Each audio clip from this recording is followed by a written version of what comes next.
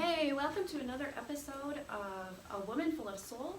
I am Mary and I'm here with Amanda, a graduating student from Fordham University who I met during campus ministry and during my time helping with retreats and leading retreats here at Fordham.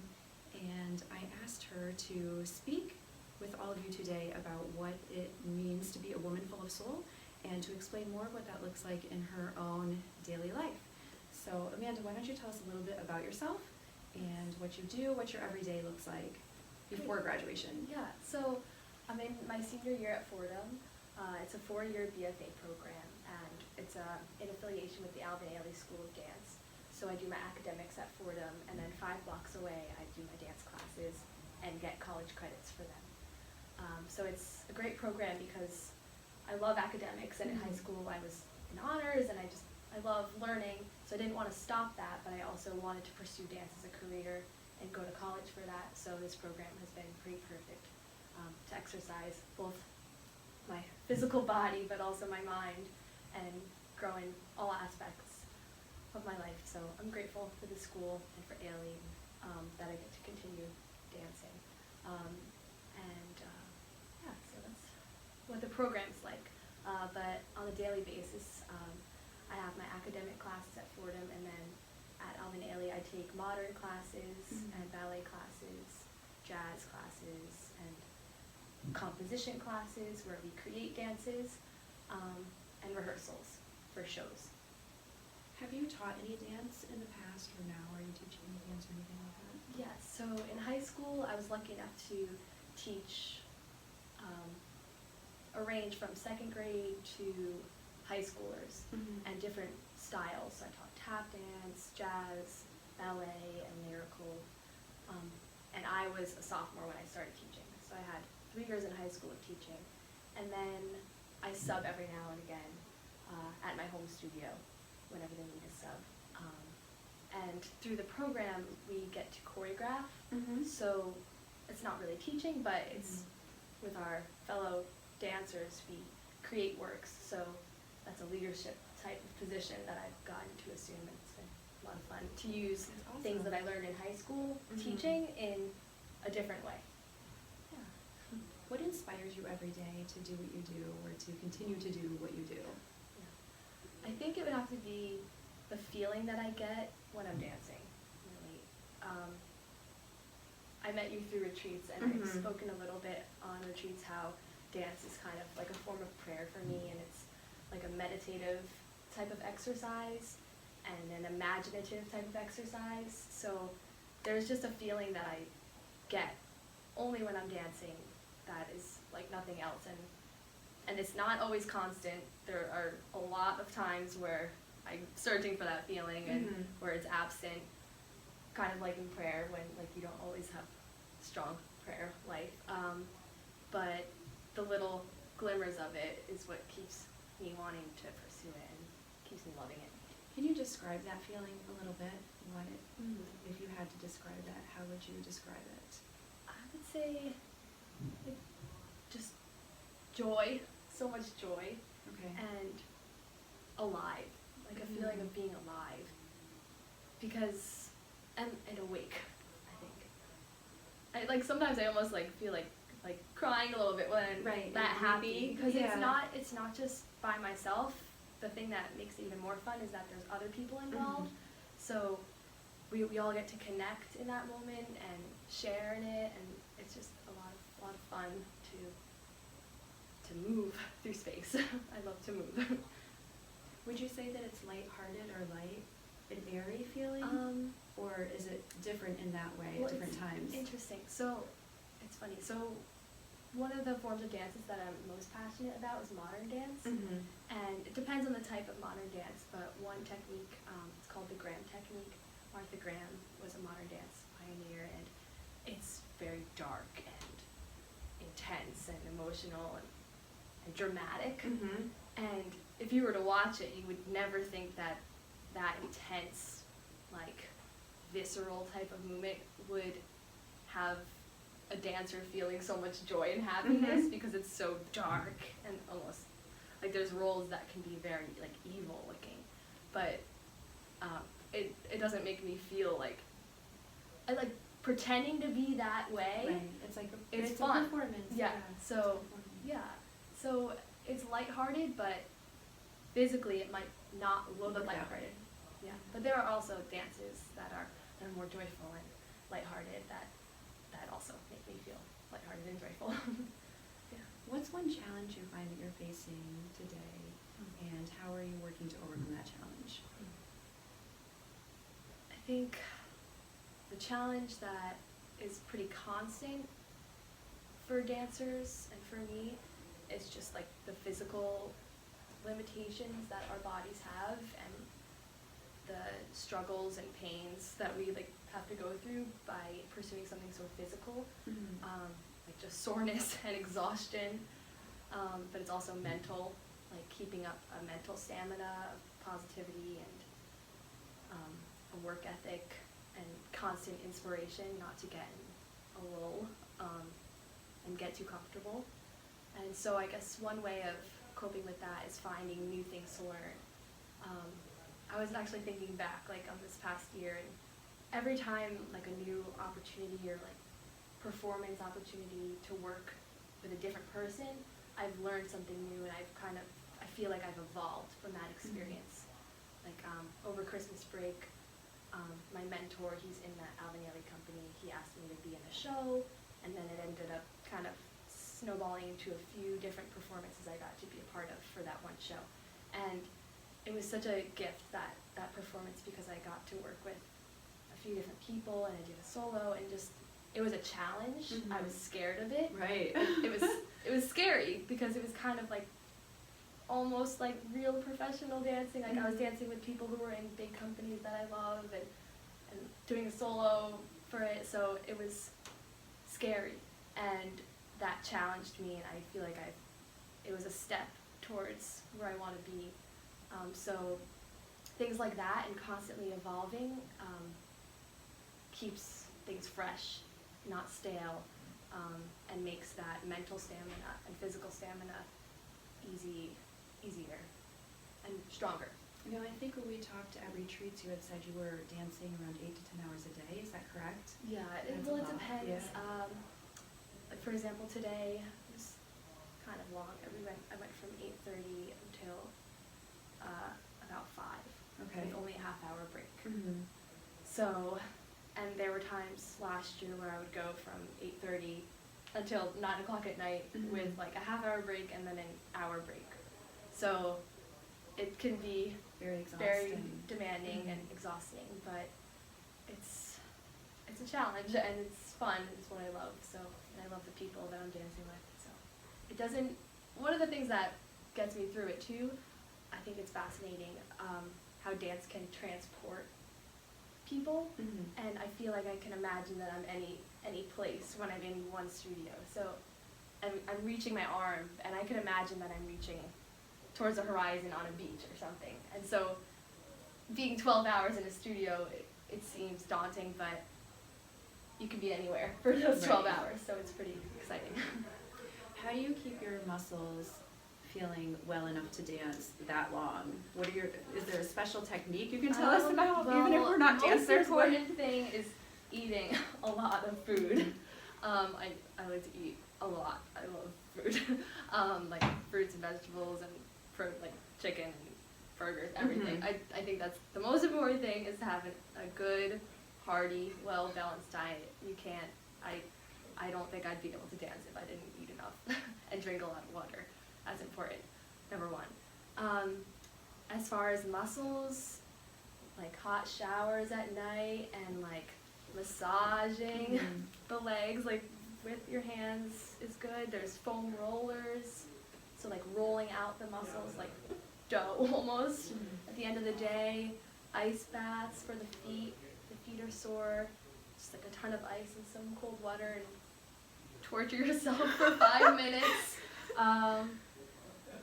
And then for like blisters on the feet, so we're dancing barefoot a lot, and our feet get torn up, like you develop calluses, but then all of a sudden they'll rip off and it's raw and horrible. So there's special toe tape that you can burn and melt to your foot and stays on for a week. It's called Elasticon. It's good stuff. So there's a lot of tips and tricks, but yeah, taking care of the body is very important, and being alert to when you're tired, because that's when most injuries happen, when you're fatigued. So listening to the body is very important. And resting, when do you get to rest? Like, do you do a at special, night? a special break though on the weekends? Do you take a special break The or anything like weekends, that? Or no? it depends. Sometimes we're off. Other times there's like auditions, Right. rehearsals. But the weekends primarily are rest and off. I think it's good to have Unless you have a performance. at least one rest day, completely resting. And then for longer breaks, it can be challenging because they take too much time off, Right. and it's really hard to come back. So trying to keep practices in my routine even when I'm on break, like some yoga or gyrotonic, or that's kind of like Pilates for the spine. It's really great. And just like cardio or riding a bike or cross-training swimming or doing anything can be good to train different muscles that we don't get to train normally when we're dancing. So it's called cross-training. So yeah, it's nice. Awesome. Who is one person in your life that has inspired you or touched you beyond belief, and how have they touched you? It could be somebody that's currently present in your life, somebody who's living, someone who's dead. It could be a famous person you've never met. One person who's inspired you. Think.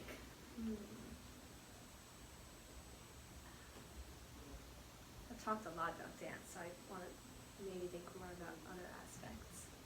Oh, okay. My teachers in high school and elementary school and middle school were really great. I had one English teacher, his name was Mr. Servo, and he passed away my sophomore year of college, like pretty suddenly. And I had him freshman year of high school for honors English, and he completely like changed the way that I saw literature in the world, and taught us all about symbolism and close reading, which all English teachers really teach, but that was like my first glimpse into like close reading and finding deeper meaning in text rather than just plot, really. And just like his spirit and his like investigative nature has stuck with me, and just the way he saw the world and asked why, and he was sometimes sarcastic, and his humor has stuck with me. And I could share one thing that he told us. So he wrote a poem during one of our classes. He was looking out the window, and it was snowing, and there were these 3 beautiful cherry blossom trees right outside of our window, and they were bare because it was winter and there were no blossoms, but it was just the branches. And the snow was falling, and it was falling on top of the branches, and he wrote this beautiful poem about, from the perspective of the bottom of the branch, that never gets to touch never gets to experience the sweet touch of the cool snow. So whenever I see snow on trees, I think of him, and he's incredible. He's with you forever. Yeah, yeah. Yes. Yeah. If there was one thing you could tell every woman, what would that one thing be? That one major nugget that you think that they need to know, like, and you wish that somebody had told you, Yeah. or that you learned throughout this time, or that even somebody else told you that you're like, yeah, I need to share this with everybody. Let's see. I think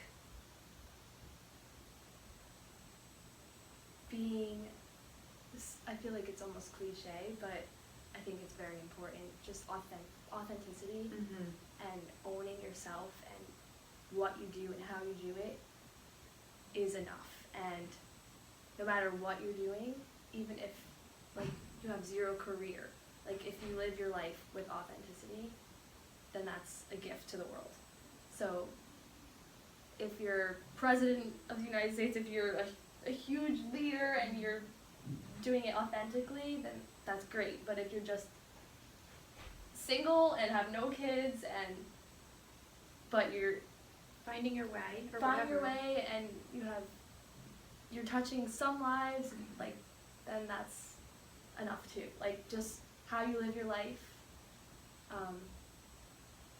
in your way is a gift. Yeah. It's amazing. And I know at Campus Ministry you also talked about how important authenticity was to you, and really knowing who you are and discovering who that is, and listening to yourself and allowing yourself to go down the path where yourself is calling you, which you've done amazingly during your time here at Fordham and in your own journey, even as you've talked to me about what you're doing post-graduation. You're really living out where you feel you're called to be and really being true to yourself and authentic, which is great. Thank you. It really, it is.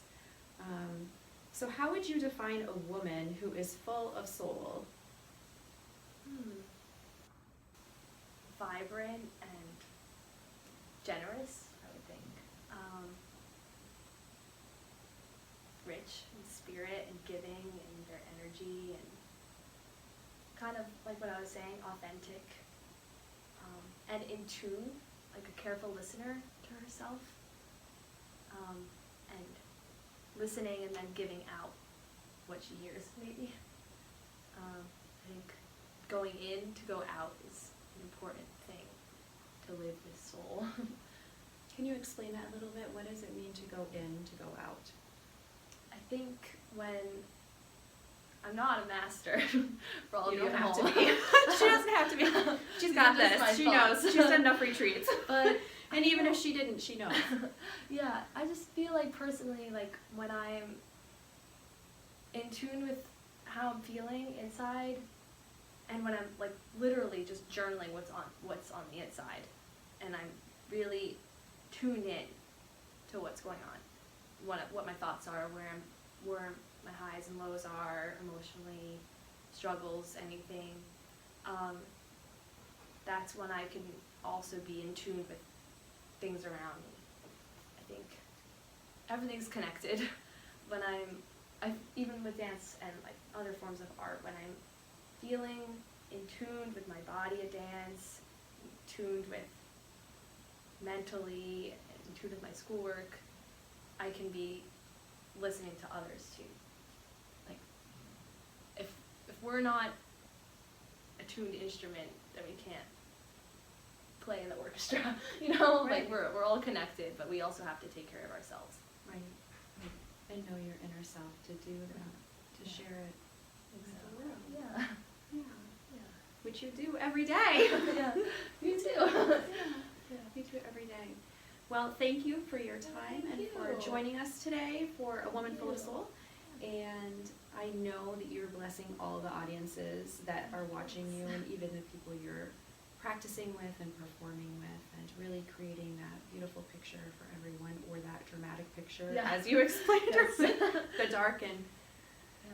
the dark and dreary picture. You're Yeah. really presenting the feelings of the human soul, which was one reason why I wanted to interview you, Oh, because you're thanks. really putting it on public display for everyone to see through the way that you dance and through the way things are choreographed, and then the way you physically express yourself, specifically yourself, through your specific dance versus everyone else in the space. So thank you so much for Thanks. joining us, Thank you and for having happy me. graduation. A Thanks. little early, but you're going to be graduating, so Yeah. happy graduation. Thanks. And everyone, I will see you Yeah. next time for another episode of A Woman Full of Soul. Thanks. Bye.